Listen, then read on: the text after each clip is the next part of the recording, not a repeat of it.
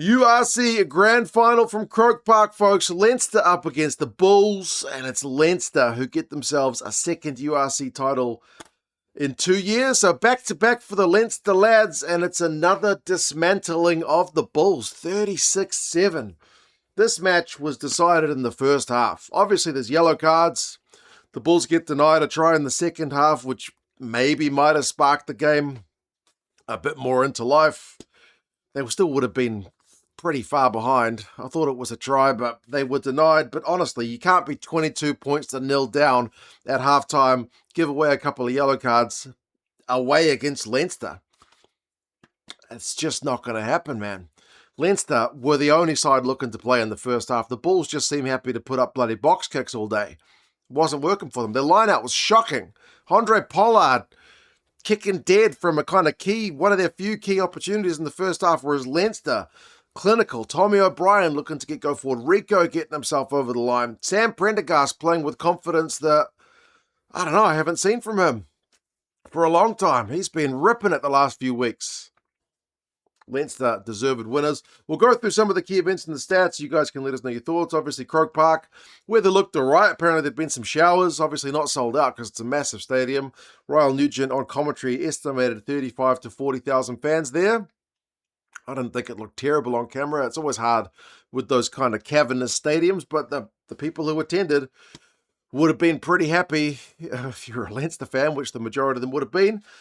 And if you're a Bulls fan, you would have been pulling your hair out because you got yourself a yellow card within the first minute. Kane Moody, the first of 3 in this game, deliberate knock-on yellow cards. Moody had he scored the try, and he very nearly kind of set up another one. But he had a bit of a stinker in a lot of ways. Dropped a fair bit of ball. Gets himself yellow carded. He could have got the intercept he was going for, but he didn't get it, and that's the risk you take. He gets himself yellow carded. Leinster go very close on attack. Cameron Honeycomb managed to get the Bulls out of jail, and unfortunately for Leinster and for Ireland, Caelan Doris not long later went off injured. So hopefully he is all right, and it's nothing too serious, which is going to rule him out of time in green. But I thought didn't look great. And Leinster hadn't punished the Bulls. The Bulls had done well to escape, but they got it a minute later. The Bulls, as good as you were to hold out the Leinster attacker a minute earlier, you fluffed your lines here, man. Pollard, he just kind of fumbles a slightly unforgiving pass. He fumbles it. Tommy O'Brien, who's ruthless, he's the first man to pounce, hacks it through. He's able to gather it, and 7 points to nil. So that they didn't get the one they should have got by getting turned over by Honeycomb, and then they got one, which maybe, I guess you got to give credit to the defensive line speed. That's what helps create that kind of handling error. So, it's not just the Bulls' error, it is good defense from Leinster. So 7 points to nil. And as I said, the Bulls just happy to box kick up the field. And it's fine when it works, and it's fine when the opposition knocks it on, and it's fine when you get the scraps. But when you don't get them, and you can't win your own line out, it makes life kind of difficult for you. Rico did give away a really soft obstruction penalty on one of the Bulls' box kicks. But, they were able to reverse the whole turnover thing. Were Leinster, I think it was Tommy O'Brien again, who got himself over the ball to win a turnover to get Leinster out of that position. So Rico kind of bailed out by the defensive side on that one. It was just lazy running, man. He knew what he was doing, giving away an obstruction. But, Leinster held out. That was one of the few Bulls' real attacking chances of that first half. Sad to say, in a final. Leinster, though, they were not the ones just looking to box, because they were looking to move everything. They had one chance, which was kind of knocked on by Kelleher, as they were really looking slick, but the next one, oh my goodness, it's beautiful. It's so good for a final. Jameson Gibson Park I think this is a couple of minutes earlier, James Lowe had put in a really nice cannon boot clearance as well. But Jameson Gibson Park with a quick line-out throw wide. I think it was to Keenan who got the line break. He went past Moody, as I said, who didn't have his best game. And then Rico with the finish. He kind of steps Aronsa. And not converted, but it is a hell of a finish from Rico. It is a hell of a play from Gibson Park to look at, to see the space, to take the quick line-up throw. Hell of a kick from For a kick from low in the build-up. Keenan with the initial line break. There were just so many good moments from Leinster in that try. 12 points to nil. 12 points to nil. And then, the best chance, and we've got to give credit to Sam Prendergast here. I think the absolute legit best, this is probably a try-scoring moment for the Bulls, is that 19th minute one. It's turnover ball. The Bulls, for once, don't just look to immediately hack it. They spread it wide from like their own 22. I think it was Jacobs who then kicked long. There's nobody home for Leinster. There's two Bulls guys chasing it. Was it Jacobs and Moody? But who's the guy who sweeps back and gets the ball? Sam bloody Prendergast. Honestly, he's not the quickest guy, but he made up some ground.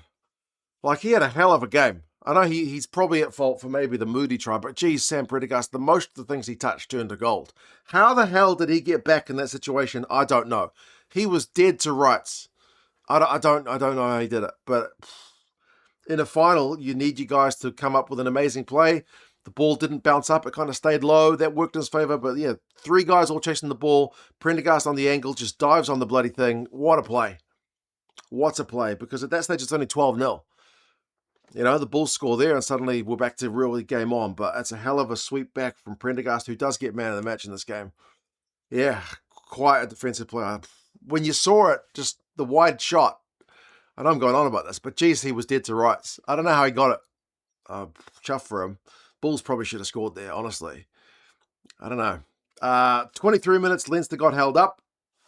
And the Bulls, to be fair, they had their own massive defensive play. Like, James Ryan was almost, I think, over the line. And the Bulls guys just, like, grabbed him and shoved him back over. That's commitment. That's what you want to see from your side in a grand final. But their line-out was just so shocking. The Bulls' line-out was just so bad in the first half. And then it got bad to worse because Willie LaRue got himself yellow-carded for a similar deliberate knock-on. The Leinster forwards were able to go to work. And just when it looked like the Bulls were going to do that same defensive thing, man, Jack Conan from the bench, what a guy to have to replace the likes of a Kalen Doris. He has a great put down. Like, he's initially stopped, but he's got the reach to get the ball down over the line. 19 points to nil. And they did get one final shot when they got a penalty on 31 minutes. It's also during the Willie LaRue yellow card. And Prendergast, who slots the penalty, had a great 50-22 in the build-up to that as well. Like, Leinster, knowing the Bulls' fullback was in the bin, and like the Bulls, I guess, are just kind of set for Jamison Gibson Park to box kick it. He doesn't. They spin it. They get a bit of ground, running the ball, and then Prendergast with the 50-22, seeing the space. Mwah. Like, the confidence to do that in a grand final, instead of just taking the safe option, is great, and they got the reward for it with the 3 points. So it's a 4-score game. 22 points to nil.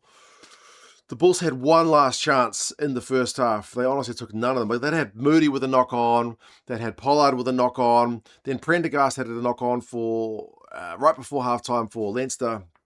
The Bulls finally got the scrum penalty they were looking for.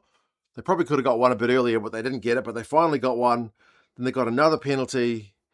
And with the piggybacking penalties up the field, you got a chance for Andre Pollard to slot it right in the corner, set the maul, go to town, at least eke back one score before halftime.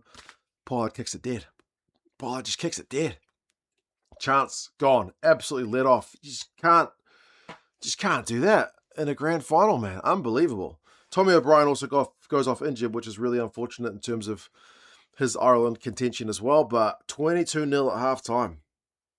Possession, territory, both with Leinster, 56 and 57% respectively. Line breaks is 7-0 to Leinster. The line out for the Bulls is shocking, 71%. Leinster at 100. Defenders beaten's 14-4 to Leinster. Run meters is 316. How many run meters do you reckon the Bulls had? Not even 100. 81 meters, because they were just box kicking, and then when they did have the ball, they would knock the bloody thing on. Kicks from hand, 13-12. But, the Bulls played in the second half. The Bulls did play in the second half. They should have had at least 2-3 tries. Leinster did strike first, which I thought certainly game over. Like, they had to camp on the Bulls' line, and Prendergast, of all people, is the guy to spot a little bit of space at the side of the ruck, puts it down, they have to TMO it. There's a fair bit of TMO in this game to check that he got it down, but he definitely got it down, so 29 points to nil. And then the Bulls probably have their best period of the game. They have like a good 20-odd minutes, but they only get the 7 points from it, which is unlucky because they should have had more. Forster should have had a try. On 55 minutes, he was as close as the Bulls had been. The referee says he's held up. Then Forster's like, bro, I scored. So the ref's like, did you really score? He's like, yes, I did.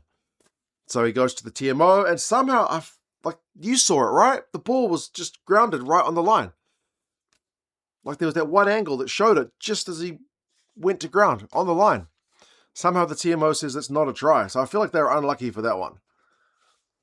But I mean, because they didn't get that try, we do get James Lowe getting a yellow card for a deliberate knock-on like 3 minutes later. So the yellow card might not have happened if Forster gets that try, but it just felt like the Bulls were robbed the try there, which seemed like a pretty obvious try. But James Lowe, one hand out, referee being consistent, gives him a yellow card for a deliberate knock-on. And finally, the Bulls do score against the 14 men like they should. Punish the yellow card. Maul time, Papia to Moody. It's a great try. And Prendergast kind of steps out a bit, so Gibson Park's one-on-one with Moody. Moody goes past him. So 29 points to 7. And it's close to a quick-fire double because it looked like they got a second one during the yellow card.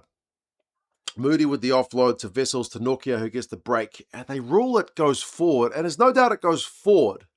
But I don't think it went forward out of his hands for mine. There's one angle that looks forward out of his hands, but his hand's backwards. I don't think it can... He's got the chicken wing going on. I don't think you can literally pass that forwards out of your hands with that motion. I don't know. I don't think it makes a difference in the game. Me as a neutral, I'm craving a bit of spicy finish to the game. If you're a Leinster fan, you just want this to cruise to the final whistle. But I wanted that to be a try. I don't think that clouds my judgment. Honestly, I know the ball definitely went forward, but I don't think it went forward out of his hands. Anyway, guess denied. So still 29-7. And there's no chance for a grandstand finish because it's Leinster who get the final score. Loads of carries. Harry Byrne from the bench. He finishes off a nice bit of Leinster play. So 36-7. It's a bit of a hiding in the end. Leinster, congrats, man. Like, as I said, Bulls denied tries doesn't forgive their just not being in the races the first half. Leinster were just playing like a team possessed. They were ruthless. Turnovers conceded. Who do you think had more? Obviously, it's the Bulls. 22-15. They were not clinical. Moody had 8 of those. 8, I think, is the most turnovers conceded I've ever seen by one player, ever. 8 turnovers conceded. I follow the stats all the bloody time. 8 by one player is nuts. Line breaks. Remember how I said it was, 6 or 7-0 at half-time to Leinster? It finished 9-8. So the Bulls did get it going in the second half. But they just couldn't get the points from it. Leinster still had the possession, still the territory. Run meters, what is it at halftime? 316-81. By full time, it's 430-366. So the Bulls had a good second half, but just not the finishing. Nokia had 24 tackles. McCarthy had 16. He was busy. 4 Leinster came close to a try himself. Keenan had 3 clean breaks and 8 defenders beat, and he's dangerous. Like, why keep box kicking to that guy? You're asking for trouble. Josh van der Fleer, 17 carries. But, yeah, Leinster, back-to-back URC winners. Congrats. Both sides had a good final run. Like, both sides, as the commentary team alluded to, did not have a great start to the season, but both kind of came right. We'll see how both teams go next year. I'm happy for my man Rico. I was really kind of cheering for him. If I wanted anybody to win, it was probably Leinster, but mainly for Rico. Nothing against the Bulls. I feel sorry for the Bulls to lose so many URC finals. Hopefully you guys get one at some point. But yeah, that is the URC final. That is the URC season. I hope you've enjoyed the URC chats. I've certainly enjoyed bringing them to you. Thank you for you guys supporting, for subscribing and liking and all that jazz. If you want to go a step further, buy us a beer. There's a link down in the description. We've got the Super Rugby final later tonight in New Zealand time. So if you guys want to join in for some Super Rugby action, hopefully that'll be a good final between the Chiefs and the Hurricanes. But yes, thank you guys for being here. Take care, and I'll talk to you guys again soon. See you later.